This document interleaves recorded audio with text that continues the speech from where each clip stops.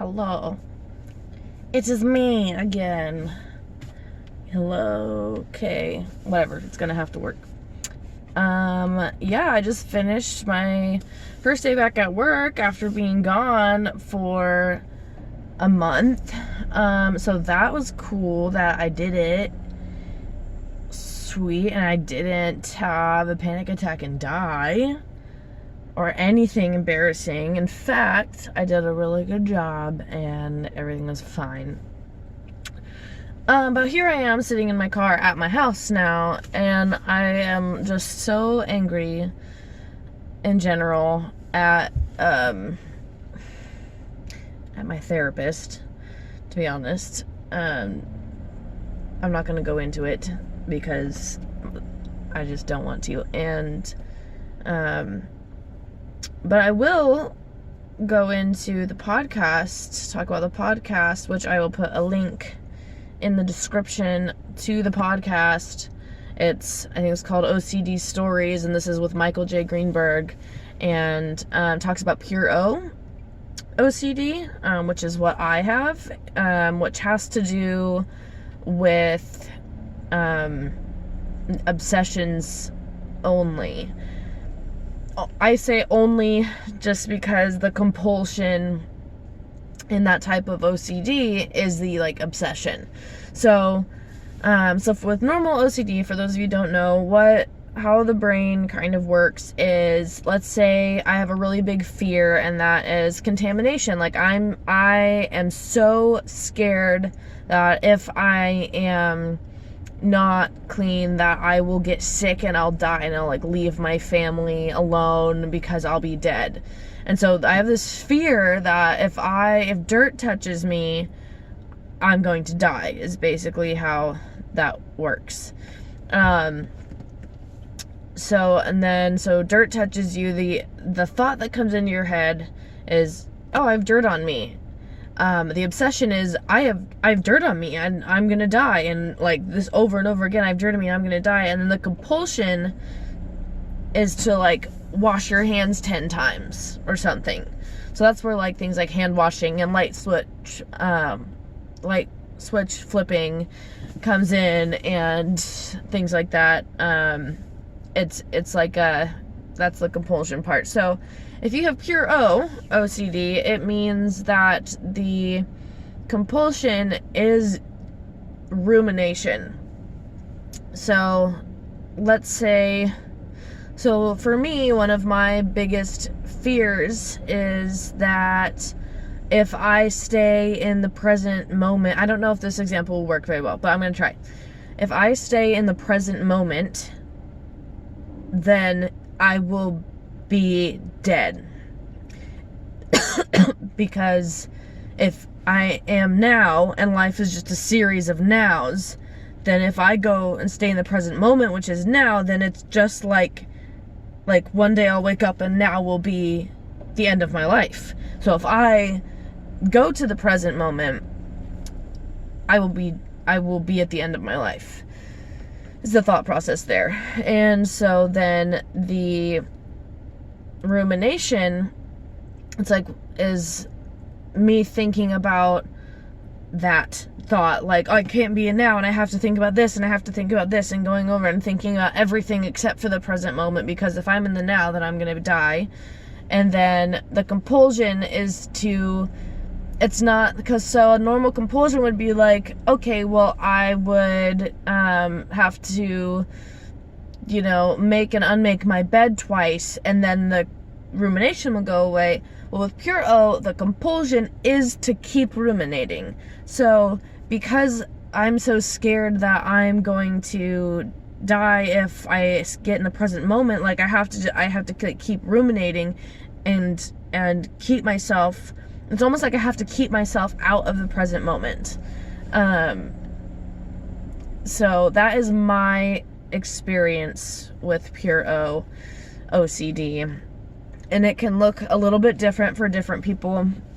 And it's just really interesting, this podcast that I listened to. I hope that I understood him correctly, but he was talking about how in normal OCD, when you treat that, the thing is to stop the compulsion.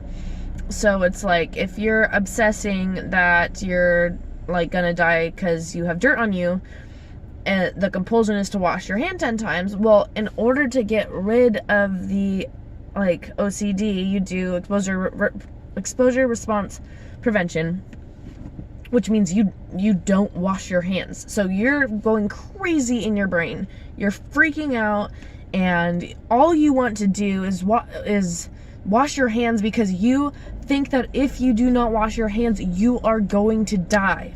And so the goal is to watch that you're gonna freak out and freak out and freak out and not wash your hands, and then you're also not gonna die. So it shows you that, you know, you're gonna be okay without doing your compulsion. With Pure O, it's like the compulsion is ruminating. And so a lot of people with OCD would say that it's something that is happening to them. It is not a choice to ruminate on something. It's like, for me, it feels like it's like someone is doing it to me. It feels very invasive. I don't want to be thinking about things over and over and over again. I don't want to have this anxiety and racing brain and having to think about all of these other things. So it feels like I have to do it, which is what it feels like when someone needs to wash their hands. It feels like they have to do it. It is not their choice. So once they learn that it is their choice to do the thing, and that no one's going to get hurt, that's how you abolish seems like the wrong word. I don't know what word. Get rid of OCD or treat OCD. And so then when you have Pure O, you have to stop doing the compulsion. Well, how do you stop ruminating if it feels like you have no choice but to ruminate? And that's what's interesting, is like, and what the podcast kind of talked about was like, you just it sounds so simple and so stupid, but it makes sense. Like, you just have to stop ruminating, and the how is bigger than the what, because the how is obviously there is a behavior or something that I'm getting out of ruminating, right? So I am so scared to be in the present moment that I'm choosing to ruminate, because that fear is greater than my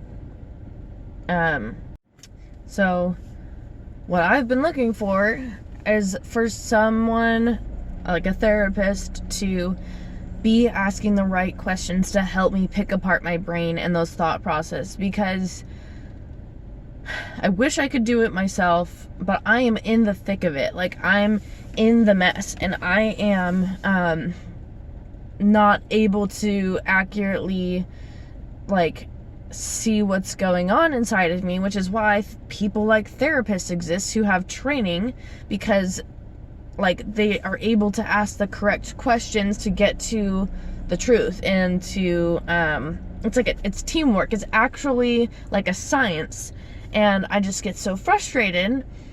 There is a place for therapists who are more touchy-feely, spiritual, because I'm a spiritual, touchy-feely person. There's like these normal therapy things where it helps to just have a third party, and that's great.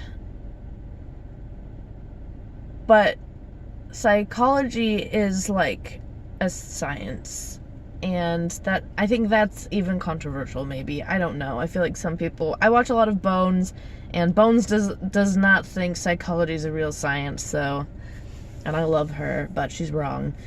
And So yeah, I don't know.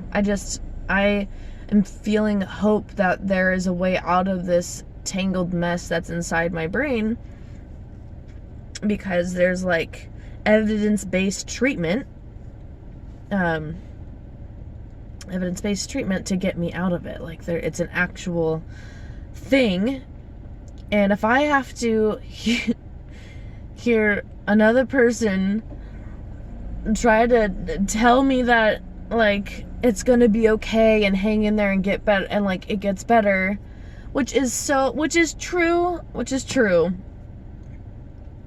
but I have been hanging in there for a long time, and just seeking anything that feels like it clicks even a little bit, just some sort of like, okay, confirmation we're on the right track. I had a little bit of an epiphany today.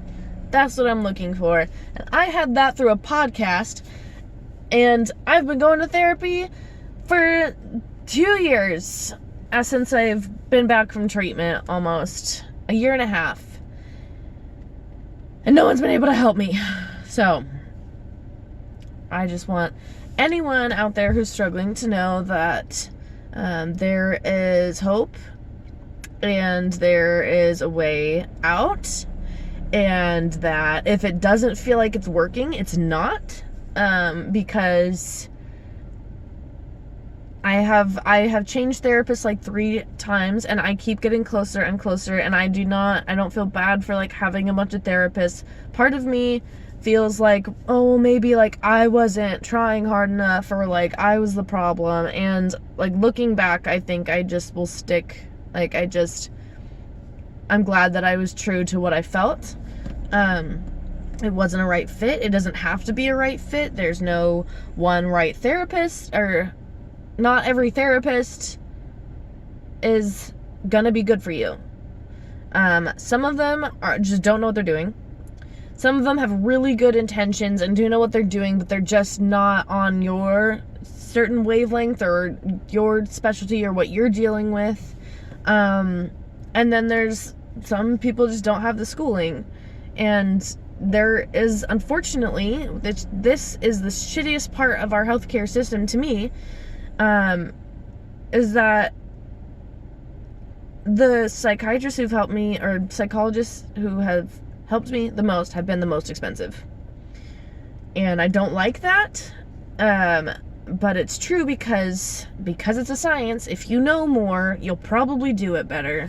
It's not a rule, but it's just kind of the way it is. And I think that people who don't make very much money should also have the resources to go to therapists who have doctorates and things like that, because a lot of the times, people who are poor, who also have mental illness, like it runs in the family, and it just hasn't been, like, it's really in there, like it's ingrained, just like a lot of bad behaviors and like biological mental illness and all of this stuff. So like they need some of the best care. Like, thank God I have family that will help me. But yeah, so anyway, yep, that's it. Okay, hashtag